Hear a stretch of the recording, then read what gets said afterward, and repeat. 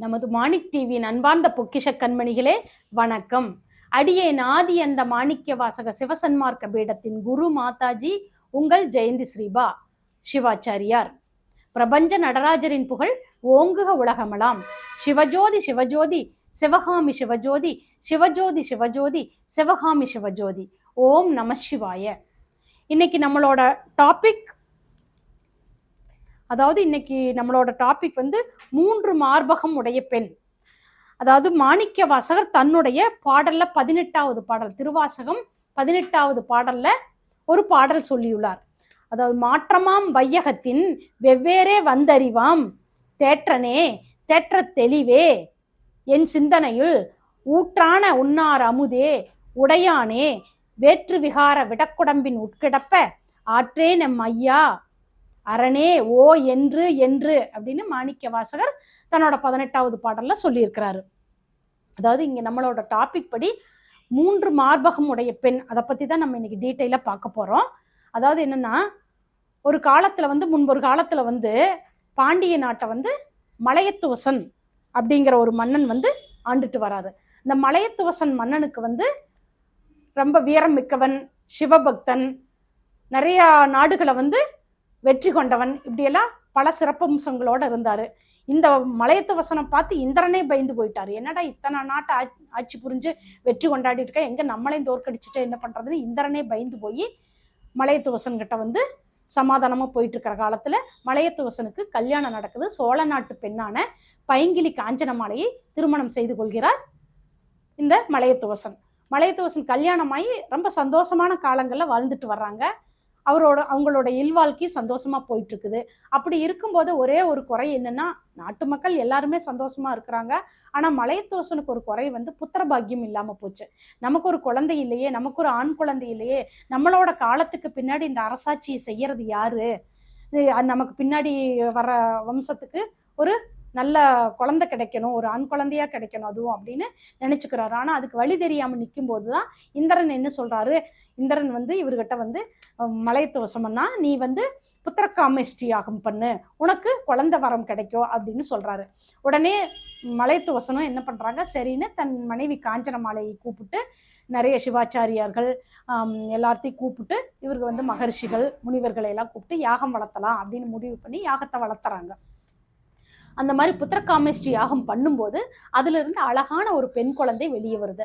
அந்த பெண் குழந்தை வந்து பார்க்கறதுக்கு வந்து அப்படியே பார்த்தா ஒரு 3 வயசு குழந்தை மாதிரி இருக்குது. அந்த அளவுக்கு பிறந்த குழந்தை மாதிரியே இல்லை, 3 வயசு குழந்தை மாதிரி அப்படியே தெய்வாம்சம் பொருந்தின குழந்தை மாதிரி இருக்குது.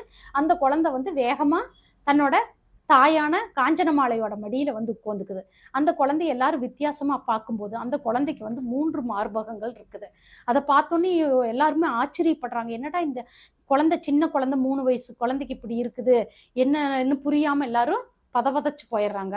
அப்போ அங்க இருக்கிற சிவாச்சாரியாளர்கள் மித்தவங்க எல்லாருமே என்னங்கிறாங்க, பொறுமையாக இரு மலையத்துவசா அப்படின்னு சமாதானப்படுத்துறாங்க. எனக்கு ஆண் குழந்தை வேணும்னு நான் கேட்டனே, எனக்கு இந்த மாதிரி நடந்துருச்சே, என்ன பண்றதுன்னு புரியலையேன்னு மலையத்துவசன் வந்து ரொம்ப கவலையில் இருக்கும்போதுதான் அப்போ ஒரு அசரீரி குரல் தோன்றுது. வானத்திலிருந்து ஒரு அசரீரி குரல் தோன்றுது. அந்த அசரீரி குரல் வந்து என்ன சொல்லுதுன்னா, மலையத்துவசா கவலைப்பட வேண்டாம், உன்னுடைய ஆசை நீ ஆசைப்பட்டபடியே நிறைவேறும். உனக்கு ஆண் குழந்தையை விட இந்த பெண் குழந்தை தெய்வ அம்சம் பொருந்திய குழந்தை. இந்த குழந்தைக்கு வந்து நீ தடாதகை என்று பெயரிட்டு வளர்த்து பின்னாடி காலங்களில் உன்னோட காலத்திற்கு பின் இந்த பெண் சிறப்பான அரசாட்சியை எடுத்து நடத்துவாள். இவள் தன்னோட கல்யாணத்தின் போது யார் கணவரை அடைய விரும்புகிறாளோ அப்போது அவளுடைய 3வது மார்பகம் மறைந்துவிடும், நீ அதனால் கவலைப்பட வேண்டாம் அப்படின்னு அந்த அசரீரி சொன்னோடனே இவருக்கு ரொம்ப சந்தோஷமாயிருச்சு மலையத்துவசனுக்கு. ஓ, இறைவனே கூறிட்டாரு, நமக்கு அசரீரி வாக்கு கிடைச்சிருச்சுன்னு ரொம்ப சந்தோஷமா அந்த குழந்தையை எடுத்துட்டு போய் வளர்த்துறாங்க. அந்த குழந்தைக்கு வந்து தடாதகைன்னு பேர் வைக்கிறாங்க. அந்த குழந்தைக்கு தடாதகைங்கிற பேர் இல்லாம அவளோட கண்கள் மீன் போன்று இருந்ததுனால அவளுக்கு மீனாட்சி அப்படின்னு பேர் வைக்கிறாங்க. அதனால செல்லமா மீனாட்சின்னு கூப்பிடுறாங்க. அந்த தடாதகை பிராட்டியாரும் கொஞ்சம் கொஞ்சமா அந்த குழந்தை வளர்ந்து வளர்ந்து வில் வித்தை, வேல் வித்தை, எல்லா வித்தைகளையும் கற்றுக் கொடுக்குறாங்க. அரசியல் எப்படி பண்ணணுங்கிற எல்லா இதையும் வந்து அவர் சொல்லி கொடுக்கிறாரு தன் மகளுக்கு. அவளும் நாளொரு மேனியும் பொழுதொரு வண்ணமுமாக தடாதகை பிராட்டியர் மெதுவா வளர்ந்து வளர்ந்து பெரிய பொண்ணா மாறிடுறாங்க. பெரிய பொண்ணா மாறி ரொம்ப சிறப்பா இருக்கும்போது எல்லா வித்தைகளையும் கற்று தேர்ந்து மிகச்சிறந்த நிபுணியா விளங்குறாங்க.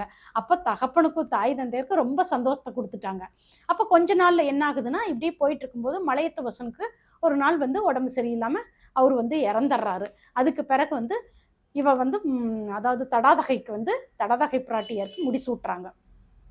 தடாதகை தான் அந்த மதுராபுரியை வந்து கடம்பவனத்தில் இருக்கிற மதுராபுரியை வந்து மதுரையை யார் ஆட்சி புரிகிறாங்கன்னா மீனாட்சி ஆகிய தடாதகை பிராட்டியார் தான் ஆட்சி புரிகிறாங்க.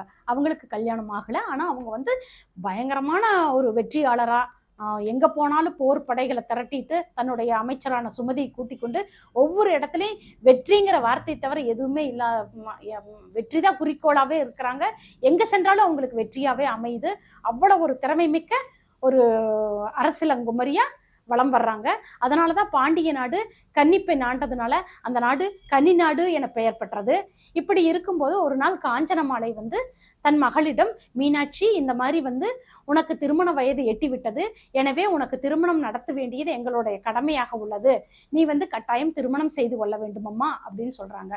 உடனே தடாதகையும், அம்மா என்னை இப்போது துன்புறுத்த வேண்டாம், இப்போது என்னையை வற்புறுத்த வேண்டாம், நான் வந்து கைலாய மலையை போய் கைப்பற்றணும்னு நினைக்கிறேன், எல்லா இடத்துலையும் கைப்பற்றியாச்சு, இனி அடுத்தது போருக்கு நான் கைலாய மலையே போய் கைப்பற்றணுங்கிறதுக்காக நான் கிளம்பிட்டு இருக்கிறேன், கைலாய மலையை வெற்றி கொண்ட பின்னாடி நான் வெற்றியோட திரும்பி வந்து நான் கல்யாணம் செஞ்சுக்கிறேன் அப்படின்னு தடாதகை சொல்றாங்க.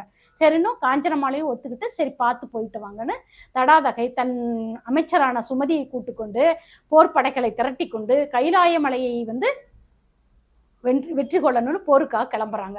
அங்க போகும்போதுதான் கைலாயமலை யாருக்கு சொந்தமானது? சிவபெருமானுக்கு சொந்தமான கைலாய மலையை வெற்றி அடைவதற்காக தடாதகை என்கிற மீனாட்சி அம்மையார் கைலாயத்துக்கு போகும்போது இவங்க வர்ற படையை பார்த்து அங்க இருக்கிற சிவபூத கணங்கள் எல்லாம் பயந்துருச்சு.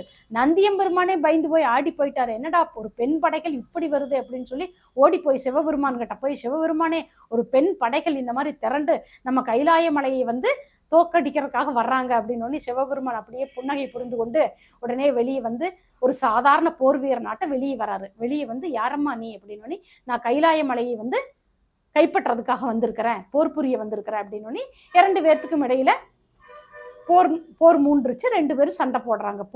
போர்ல வந்து வேல் வித்தை வில் வித்தை எல்லாமே பண்ணும்போது தான் அப்ப தடாதகை என்ன பண்றாங்கன்னா, இந்த மாதிரி கொஞ்ச நேரத்திலேயே என்ன பண்ற, அந்த போர் வீரனுடைய கண்களை பார்க்கிறாள். கண்களை பார்த்ததும் அவளுக்குள் ஒரு அன்பு மலர்கிறது. அந்த அன்பு மலர்ந்ததும் அது வந்து அவரும் பார்த்துட்டு, சிவபெருமான் அவர் வந்து பார்த்தோன்னே அவருக்கும் பாசம் அதிகரிக்கிறது. இதனால் 2 பேருமே போரை விட்டு விடுகிறார்கள். இருவருக்குள் அன்பு சிநேகிதம் மலர்ந்து இருவருக்குள் காதல் மலர்கிறது. எனவே சிவபெருமான் உடனடியாக தடாதகையை கூப்பிட்டு, போர் வேண்டாம், நீ சென்று வா, உன்னோட பாண்டி நாட்டுக்கு செல், நானே உன்னை வந்து உன் தாயாகிய காஞ்சனமாலையிடம் பெண் கேட்டு உன்னை மதுராபுரியிலேயே வந்து திருமணம் செய்கிறேன் என்று வாக்கு கொடுத்து அனுப்புகிறார். மித்த சிவபோதகணங்களும் எல்லாருமே மீனாட்சியும் சோமசுந்தரேஸ்வரர் கடவுளையும் பார்த்து மிகவும் சந்தோஷப்பட்டார்கள். தடாதகை மிக சந்தோஷமான சிரிப்போடு அமைச்சர் சுமதியை பார்த்து சிரித்தாள். அப்போது சுமதி கூறினால், அம்மா, சிறு வயதிலேயே சொல்லி இருக்கிறார்கள், நீங்கள் யாரை கணவராக அடைகிறீர்களோ அப்போது உங்களுடைய 3வது மார்பகம் காணாமல் போய்விடும் என்று சொல்லி இருக்கிறார்கள் அப்படின்னு சொன்ன இவருக்கு சந்தோஷமாயிருச்சு. அந்த நொடியிலேயே தடாதகையின் 3வது மார்பகம் காணாமல் போய்விட்டது. அதை நினைத்து பெரியோர்களின் ஆசீர்வாதம் என நினைத்து கொண்டு தடாதகையாகிய மீனாட்சியும் அமைச்சர் சுமதியும் தன் நாடு திரும்பினார்கள். நடந்ததை தன்னுடைய தாயான காஞ்சனமாலையிடம் எடுத்துரைத்தார்கள். காஞ்சனமாலையும் சந்தோஷப்பட்டு, சிவபெருமானே நமக்கு மருமகனாக வருகிறார்கள் என்று பேரானந்தப்பட்டாள்.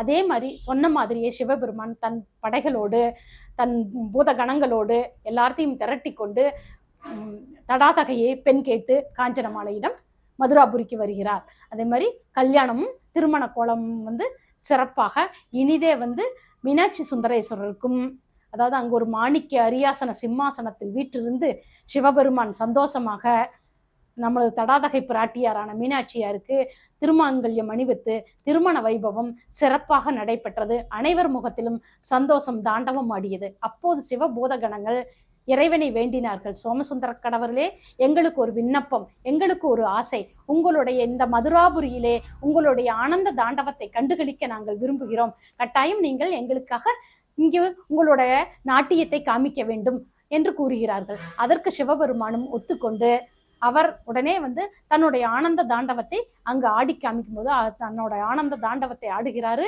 அப்போ சிவபூத கணங்கள் எல்லாம் முரசு கொட்ட, நந்தியம்பெருமான் மத்தளம் அடிக்க, இந்திரன் கொட்டகை அடிக்க, இடும்பை அடிக்க, அதே மாதிரி தேவ பூதாதி கணங்கள் எல்லாம் கைலாய வாத்தியம் முழங்க, எல்லா தேவர்களும் முனிவர்களும் ரிஷிகளும் சேர்ந்து நிற்க அட்டகாசமாய் ஆனந்த தாண்டவம் ஆடினான் எம்பெருமான் சிவபெருமான்.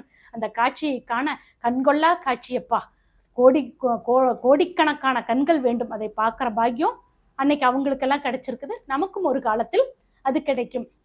இவ்வாறு திருமண வைபவம் சிறப்பாக மதுராபுரியாக மதுரையில் இனிதே நடைபெற்றது. அதுக்குதான் மாணிக்க வாசகர் அந்த கதையில் அவரோட பாடல் என்ன சொல்றாரா, மாற்றமாம் வையகத்தின் அப்படிங்கிறார். மாற்றமாம் வையகம்னா அதாவது இந்த உலகம், இந்த வையகம் மாறி மாறி மாறிக்கிட்டே இருக்கும். ஒரு நாளைக்கு ஒரு நாள் என்ன பண்ணுவாங்க, ஸ்கூட்டியில் போவாங்க, சைக்கிளில் போவாங்க, காரில் போவாங்க, ஃப்ளைட்டில் போவாங்க, இப்படி ஒவ்வொன்றும் மாற்றம் ஆகிட்டே இருக்குது. அதைத்தான் இப்போ நம்ம என்ன சொல்கிறோம், அதை டைனமிக் வேர்ல்டுங்கிறது தான் அவர் மாற்றமாம் வையகம் அப்படின்னு சொல்கிறாரு. வெவ்வேறே அறிவாம், ஒவ்வொன்றும் மாறி மாறி நமக்கு அறிவால் உணர்த்துவார்.